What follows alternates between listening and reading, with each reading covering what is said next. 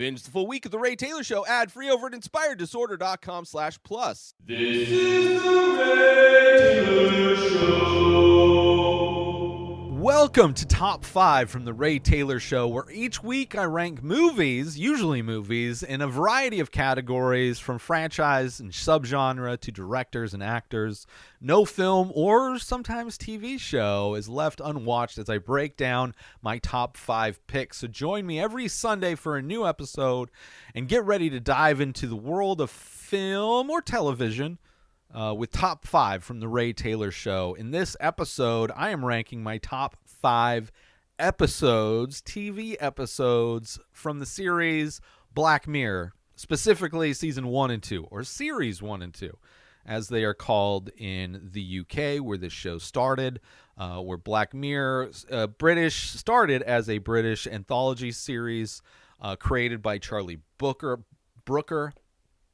The episodes explored a diversity of genres, but most are set in a near future type of reality with new sci-fi technology. Some of the technology and themes have started to appear in our current reality, which is very interesting. The show itself is very similar in a lot of ways to Twilight Zone, but obviously with a focus of technology. And it's a show, as I said, started as a British show, but later found a new audience in the U.S. with Netflix when it partnered to Netflix, and then when Netflix later eventually just purchased the show outright, I believe. Brought the show to a completely new audience here in America and kept producing more episodes. So the first 2 seasons were produced by Channel 4 in the UK, and they all have very believable tech that is used in these shows to tell very different, very real, but also very brutal, different stories, and how the technology is kind of implemented. Very interesting. I reviewed 2 separate movies this past week that both reminded me of Black Mirror episodes, one being Ex Machina, the second being Strange Days. Both have very interesting technology twists to them and could easily have been episodes or movies that were spun off by Black Mirror. When I first heard of Black Mirror, I mentioned yesterday on Ray's Days, talking about the podcast Totally Rad Show, which no longer exists, but was the place I first heard about Black Mirror before it was available in the U.S. And surprisingly, or maybe not surprisingly, one of the hosts of the Totally Rad Show, Dan Trachtenberg, who is also the director of movies like 10 Cloverfield Lane and Prey, also directed an episode of Black Mirror once it came to the U.S. The episode is from Season 3, titled Playtest, which I will be ranking Season 3 next week. So if you want to see where that episode ranks. But it's interesting, the small world of coincidences, how things have tied themselves together. But with all of that said, I did rewatch the 7 episodes that comprise the first and second season of Black Mirror. I ranked those episodes, so let us get into that ranking as I count down my top 5 episodes from Season 1 and 2 of Black Mirror. Starting off with number 5, this is a episode, I loved all of these episodes, but the 2 that did not make the list, there's definitely issues that, reasons why I should say that they didn't hit me as much as these do. And there's probably a lot of criteria why they hit me in a certain way. But anyway, starting off with number 5 is the 3rd episode from Season 1, The Entire History of You. This is in the premise of this episode. People have these brain implants that basically record memory, very similar in a lot of ways to the technology in Strange Days. Although Strange Days recorded the overall experience, the visceral experience, and the different sensory inputs from a moment as well, where this is more of recording audio and video of a moment to enhance your memory, which is definitely something that we use our smartphones for. But the technology in this episode deals with a lens in your eye that not only allows you to record, but also replay things in more of an augmented reality type of a fashion. You have a little remote that allows you to control through your menus, almost similar to the early iPod kind of construction, how you controlled the early iPods. But so it's a movie that has that ability to record memories. And it primarily, the story focuses around a marriage and how this type of technology could serve to ultimately destroy a marriage. Our main character, the man in this episode, let me see if I could bring up the actors, see if that's an easy thing to do real quick here. Probably won't be, but let's try it out anyway. So the Toby Kebbell and Jodie Whittaker. He's a lawyer. At the beginning of the episode, has like an interview, and he's like, doesn't like the way a certain thing was worded, a certain statement was worded, and he's constantly going back through, replaying that memory of that interview to see what the problem is. He's at a dinner party with his wife, and he's noticing she has particular attention, spending a little bit more time with and reacting to a person in that party a certain way, and thinking that she may have had a past relationship, and seeing how being stuck in that past, basically being stuck in the past and being able to relive the past and relive past moments, how it can seem on the surface to be great, right? There's many scenes in this episode where at the party they're showing off like memories. So instead of like in the past when people would show slides of pictures they took on a vacation, now you can watch video moments. You if you want to complain about something in your apartment, you can actually show them how you experience these things you're complaining about. Like it really, and the ability to like stream those memories to a TV is seamless. So very interesting and very grounded way, as many of the Black Mirror episodes are, of using this technology in a way that makes it feel not only like it could easily exist, and because it's providing a need, right? It's enhancing your memory, which is something we use our phones for, whether it's taking pictures, recording audio notes, taking notes with your calendar, to-do lists, all the different tools that you can use your phone to help you remember or to make it so you don't have to remember. It also allows you to recall certain moments, which also has some of the downsides with being able to view past sexual moments with old relationships, which is kind of in some ways an invasion of privacy. Like if you were in a relationship today and maybe you recorded some of those moments, those private moments, and then later you break up, still having access to those and being able to share those moments is a little over the line. But in this reality, it's even a new level of that. Also, they use the feature, their baby has an implant, so when they come home from the party, they can replay what their baby experienced to see how the babysitter provided care. And so it's very similar to what like a nanny cam would be, but you're implanting something in your baby that is questionable, right? Really taking away any privacy your child will have for its entire life as long as it has that implant in it.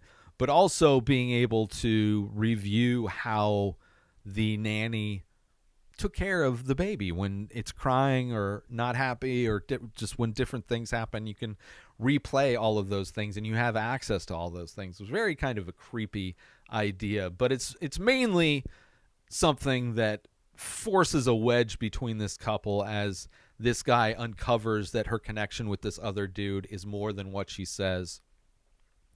And seeing this guy really kind of spin out of control, right? With the use of alcohol as well, but really spinning out of control. In some ways, a bit of a descent into madness, something that causes him to really go the next level and see how when you assault somebody and you have this implant, you end up becoming the proof that will put you, because your memories not only are stored, but they're accessible by people. And also this episode kind of hints at the movement in people that have had their implant gouged, as they call it, aka removed, which there was one lady at the party who had hers gouged, right? Somebody stole it.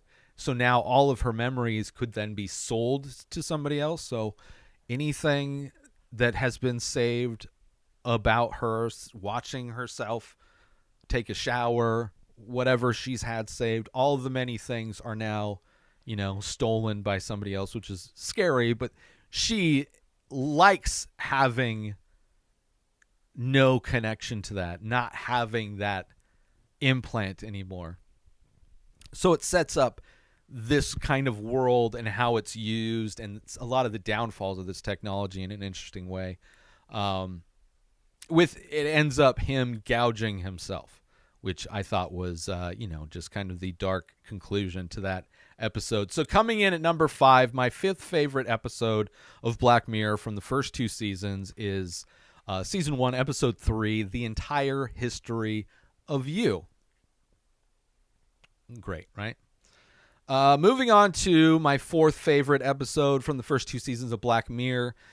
This one is kind of insane. So this one is season 1, episode 1, The National Anthem. This is the first episode of Black Mirror that aired, and in so many ways is a very wild first episode to release, because this episode is about it's in the UK, a princess being kidnapped. Princess Susanna is kidnapped and is demanding the prime minister to have sex with a pig on live TV. Like, that is the ransom, right? And the majority of this episode is them trying to track down who kidnapped her, who's requesting this. They are trying to find out ways in which they can simulate this, because they don't want to actually show him do this thing. But it is a wild thing for a show that is so centered around technology, where it's clear that there is a level of technology in this world, but it is not. It is almost like now. You could almost do these things now that are in this episode. But to have it be this wild first episode is crazy. So the big swing that it takes is one of the reasons why it's at number 4.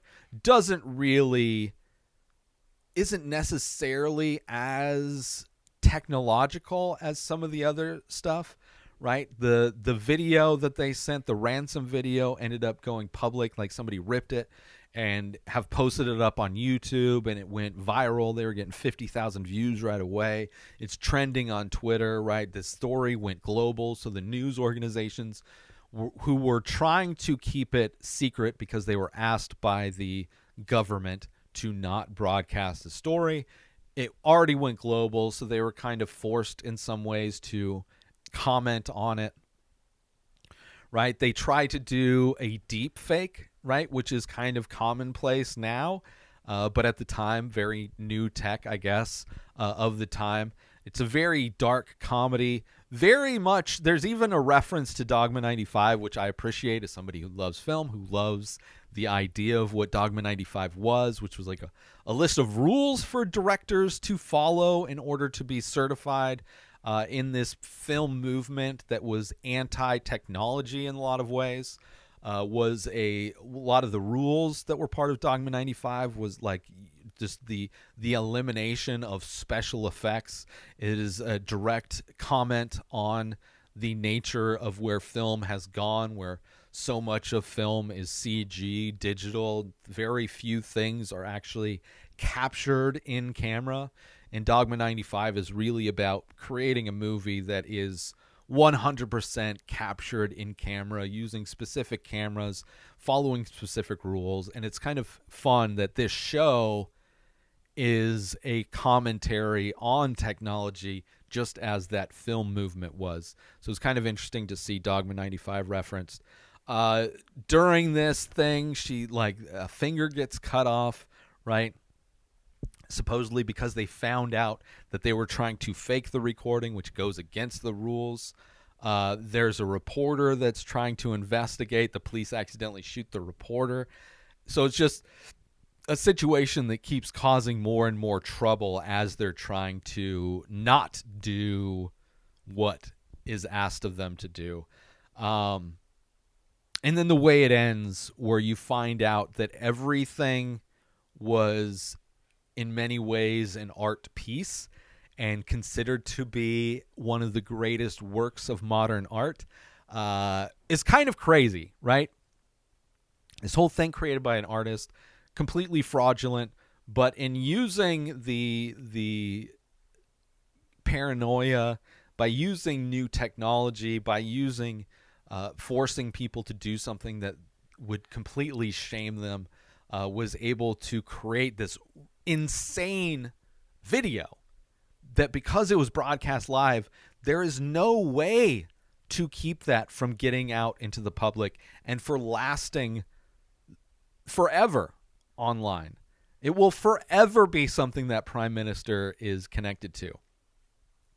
So it's an amazing first episode of the series, and I would say not a good representation of what the show is in general, but a crazy episode and a lot of fun. So that's why it's at number 4.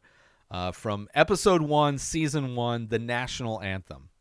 Crazy episode. Let's take a quick break from this episode because I want to talk about, are you looking for the perfect gift for that art lover in your life? Look no further than InspiredDisorder.com. Our gift cards can be used to purchase original artwork from The Many Faces, a collection of over 2,000 original abstract ink portraits. These one-of-a-kind pieces make for a truly unique and meaningful gift. But that's not all. Our gift cards can also be used to purchase high-quality prints and t-shirts featuring these amazing paintings. Plus, if the recipient is a fan of The Ray Taylor Show, they can use the gift card to purchase merchandise from the show as well. So why wait? Head on over to InspiredDisorder.com and purchase a gift card today. Your loved one will be sure to appreciate the thought and creativity behind such a unique gift. Thank you for considering InspiredDisorder.com for all of your gift needs. And now, back to the show. So moving on to my third favorite episode of the first 2 seasons of Black Mirror. This also comes from season 1. This is one that probably has the most unique world building out of all the episodes. So coming in at number 3 is 15 Million Merits. Season 1, episode 2. It's almost like a digital prison. All of the walls are screens. You have, who's that actor's name? He's so great. His name that works with Daniel Kaluuya, young Daniel Kaluuya. He meets somebody, like they get merits by riding these stationary bikes, right? That I'm sure produce power. And while they're riding these bikes, there's like entertainment constantly being pumped, and everything costs merits. And he tries to get this girl that he likes into this show that is very much like a America's Got Talent. It's specifically designed, I think, to imitate the America's Got Talent. It's definitely a commentary on that, on people's desire to become famous. So he thinks she's going to be a good singer, so he pays 15 million merits to get her to do it. And she ends up not being accepted for her singing, but instead recruited to work in porn, which he is constantly bombarded with what would be pop-ups on normal web browsing, is in this world, this prison of video screens is constantly interrupted with ads and pop-ups and porn that if you want to cancel it, costs you money, just as much as it would if you watch it. So in many ways, a hell. And then he gets his way onto this show, right? Earns another 15 million merits to get on this show, to threaten to kill himself on live TV. And the way this ends with them turning that rebellion into more content is just so on point with fame and celebrity, and even the rebellion of these things is monetized in a way. And just, it's a crazy episode. Definitely the most world building out of the first 3 episodes of the season of the show. So that's why it's coming in at number 3. My favorite of season 1, and my third favorite of the first 2 seasons, which coming in at number 3, 15 million merits. Season 1, episode 2, I should say. But it's my favorite of the first season. Moving on to my second favorite episode of Black Mirror from the first 2 seasons of Black Mirror. This was brutal. This is one where you don't know what's going on until the very end. And when you see the explanation for everything, it is like mind-blowing. It is brutal. Season 2 goes next level with the brutality.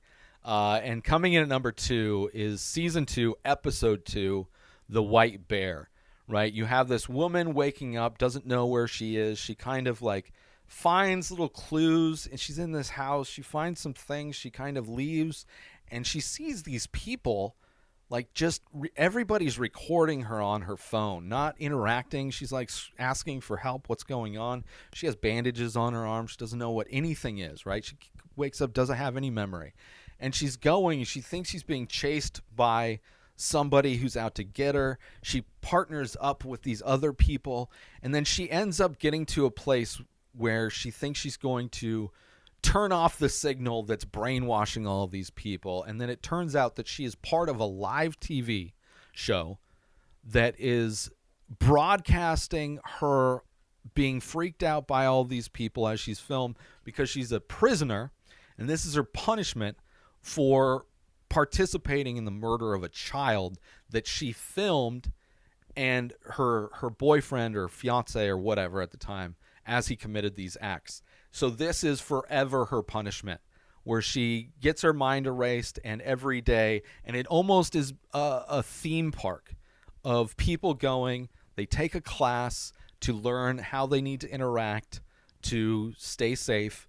And it's like this live interactive story where this woman who is being punished relives every day, and shows not only, it really makes you feel bad for her, even though she's a horrible person, but to turn people who are supposedly being punished for a crime into some dark, sadistic form of entertainment, and how people get pleasure out of seeing somebody get tortured. It's like, man, who is the monster in this situation? It's definitely an episode that brings up a lot of questions, that it definitely has, kind of a Truman Show vibe to it, but Truman Show as like prison, which is insane. And the idea of like 2 wrongs making a right, like somehow torturing this person, which is a lot of what prison is. Torturing these people that have committed crimes isn't necessarily justifiable just because they did a horrible thing. Like, doing 2 horrible things doesn't make the situation right. It just makes it even worse. So, brutal episode. It's amazing how it's written, where everything, once you figure out everything, it is just like, holy shit. I don't know if it would logistically work out that way, where I can imagine it'd be so easy for any of these people, these spectators, to do the wrong things or to get harmed. The fact that there are actors that are kind of buddying with her to try and escape, like, there's a lot of opportunity for things to go very wrong, which on some level makes the whole idea not really work out, but it's an insane idea. So just from a creative aspect, but also just on a level of like, what are we really doing here with prisons and punishments and things like that? It's kind of an amazing film. So coming in at number 2 is The White Bear from episode 2, season 2 of Black Mirror. Let's take a quick break from this episode to talk about, are you a fan of art, movies, and all things entertainment? Then you need to check out youtube.com/inspired disorder. Our page is jam-packed with all kinds of great content, including making of videos of the many faces, an ongoing art series of abstract ink paintings. But that's not all. We also feature daily episodes from The Ray Taylor Show, a podcast that brings you movie reviews, TV show reviews, episode recaps, opinions on news and entertainment, and much more. There's also a weekly diary and top 5 movie rankings of a variety of categories. And if that wasn't enough, we've also got how-to videos covering all kinds of topics. So why wait? Head on over to youtube.com/inspired disorder and start exploring the amazing content we have to offer. And now back to the show. Moving on to my favorite episode from season 1 and 2 of Black Mirror. This is a insane episode. This is by far the most brutal episode. This also deals with punishment, deals with law enforcement. And this episode, coming in at my number 1, my favorite episode of Black Mirror from season 1 and 2, is season 2, episode 4, White Christmas. This episode has Jon Hamm, probably the first U.S. actor to be in one of these episodes. Also, I think it may have been an episode that was co-produced with Netflix, possibly. I don't know if that's exactly true, but it is the 4th episode, the last episode of season 2. And it has kind of a Christmas vibe to it. It is supposedly Christmas, and it is Jon Hamm and this other guy in a cabin. The guy doesn't know what he's there for, and Jon Hamm's trying to form a conversation with him. And we learn a little bit about Jon Hamm, what he did. He used to work for a company, or he used to have a business that was kind of like a dating guru for dudes who were awkward and didn't know how to hit on women or, sweet talk, or just kind of to help them get confidence with the opposite sex. He provided this service with, this fantasy technology where he could see what the guy sees, he could communicate with an earpiece, and was kind of like the Cyrano de Bergerac kind of a thing with research capabilities and helping this guy on dates, right? And the big thing was the best place to go pick up on women is like a holiday party for a company, because that's where people who are normally having to be straight-laced and put together can finally let loose, and a lot of people's inhibitions are a lot lower in that situation. And during one of these sessions with this guy, trying to help out this nerdy guy, meets a girl, she's super into it. She finds out, they find out, and there's also, it's like a club, so it's not just Jon Hamm, it's the other guys that are part of this group, right? So there's all of these people are all watching it at the same time.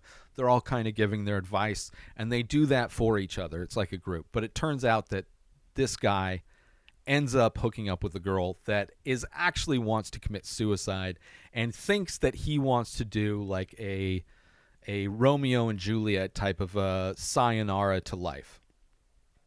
So he ends up witnessing a murder, suicide, double suicide, whatever it is. So he sees this guy dying and he tries to get it. So you know that part, but you don't know why he's there talking to this guy in the cabin. Later on you find out, right? You see the company that he worked for was that he made these personal assistants, right? It would be like what is like an iHome today, like a device that controls all of the different things in your home.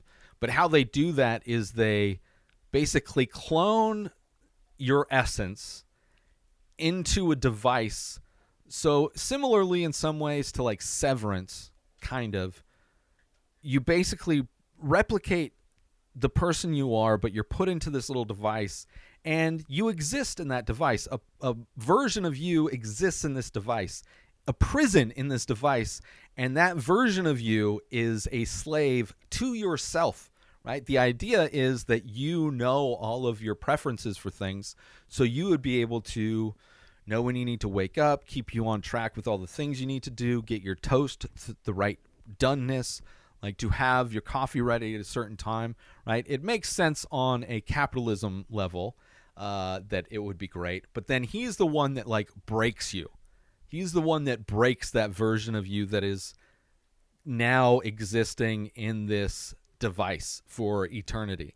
And one of the ways he's able to do that is by simulating time, to fast forward time, to make it seem like you've existed in this device for weeks, months, years, whatever he wants, to do it just enough to break you, but not enough to make you go crazy, which is an amazing idea. And you find out as he's talking to this guy, and this guy that he's in this cabin with kind of starts remembering and telling these stories. He's trying to basically get a confession out of this guy. And then you realize that whole scenario, John Hamm's character was inside of this fictionally constructed cabin that this guy accidentally was responsible for killing the person that was watching. Like he was a guy that was in a relationship, and he was kind of a dirtbag, and there's a piece of technology where you can block somebody, right? So he didn't like his partner is pregnant. He's kind of flipping out, potentially violent. She goes to block him, right? So he looks like he is a silhouette of static, and her and then her kid that she later has that he thinks is his is also static. And while he's doing this, he finds out that he visits his kid, but he keeps his distance because he's not supposed to be there. And you see like she moves in with her father, and she has the kid that she was going to give up, but then she ends up keeping the kid. And he kind of sees this kid as a staticky silhouette. And then one day she dies in a train accident, and he sees her image on the screen, and he sees because she's died, she's no longer blocked. He's no longer blocked, which also means that the kid is no longer blocked. So he goes to meet his kid that he thinks is his kid, and he finds out the kid is Asian, which he is not Asian, she's not Asian. He finds out clearly that it was her former coworker that was the one that impregnated her. And he still wants to take care of this kid because he's thought for years, 6 years, that this was his kid. And it's a great reveal. Obviously, spoilers. Obviously, I should have said that. And then you see how the old man that's watching her grandpa ends up dying. And then this kid ends up like in the wintertime, ends up dying in the snow or whatever. And the whole process, this whole episode was John Hamm basically trying to get a confession out of this guy, right? Because John Hamm got busted for this other thing. So the end of this, which is the most brutal, is finding out that this version of this guy, right? They implanted a version of him into a device so John Hamm could get this confession, right? So the one version of this guy is in prison and will be shut in prison. The other version of this guy that is in the device that gave the confession is by the police decide to punish this guy by making him live in that cabin with a shitty song playing, a shitty Christmas song playing for like 10,000 years. Which is just absolute hell on earth. And then John Hamm, even though he got this confession, he is now put on the predator list, right? Like a sexual predator list, which in that version of reality with that technology means that he will be blocked to all society, which means all society will be blocked to him. So now when he's out in the world, John Hamm only sees staticky silhouettes. And he is a red staticky silhouette, which indicates why he's being blocked. So everybody just sees clearly a predator. And he's like, in this crazy prison. So both John Hamm and this other guy, the version of this other guy that's in the device, living 10,000 years with the same song stuck, which he can never. He's just go completely insane. It is the most it is amazing story, but also the most brutal conclusion to any of these episodes. It is insane how White Christmas ends, which is so much different than the heartwarming, joyful movie that is titled White Christmas. That is a fun Christmas story about making an old war general feel wanted and accepted outside of war. Season 2, episode 4 is absolutely brutal and was easily my number 1. It is crazy. So number 1, my favorite Black Mirror episode. Not only because of the technology, not only because it's like everything together. White Christmas, my favorite Black Mirror episode. Honorable mentions, Be Right Back is one where it's a technology where they use AI, like you input all of the text messages and emails from somebody that passed away, and AI creates a artificial version of that, which you can chat to, you can end up talking to, and they even have a body that you can get to replace the person. Very interesting. A version of that technology exists today, but not quite at the level. It didn't really do anything that's like, oh, it's not like really messed up or really interesting. I don't know. It was very interesting. Definitely was my number 6.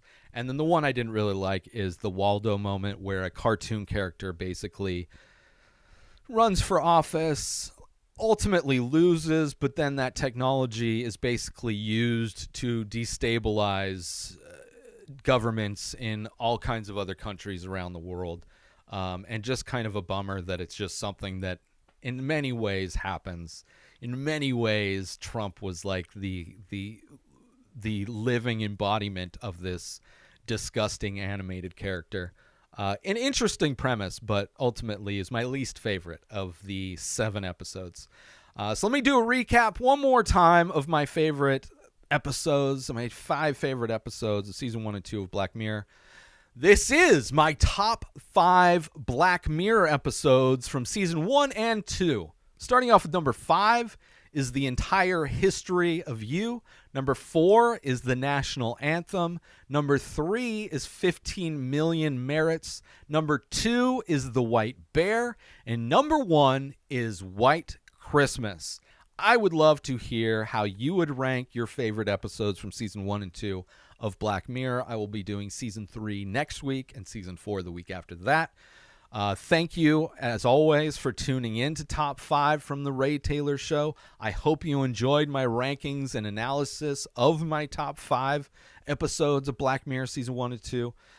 These, if there's any, let me know how you would rank them, definitely. Don't forget to tune in next Sunday for an all-new episode where I rank Season 3 of Black Mirror. And join the conversation by leaving a comment or a rating on your favorite podcast platform or on YouTube if you're watching this. And as always, see you again next week for more Top 5. New episodes of The Ray Taylor Show come out every single day. Subscribe on YouTube and everywhere our podcasts are found. Binge the full week over at inspireddisorder.com/plus. Buy Ray Taylor Show merch over at inspireddisorder.com. Have a wonderful day, everybody. Peace out! Today is the day where you wake up and you realize that everything that you've been dreaming about, everything that you've been wanting, every goal and wish and hope that you've ever had can become real. Dreams can come true. What you manifest in your mind, you can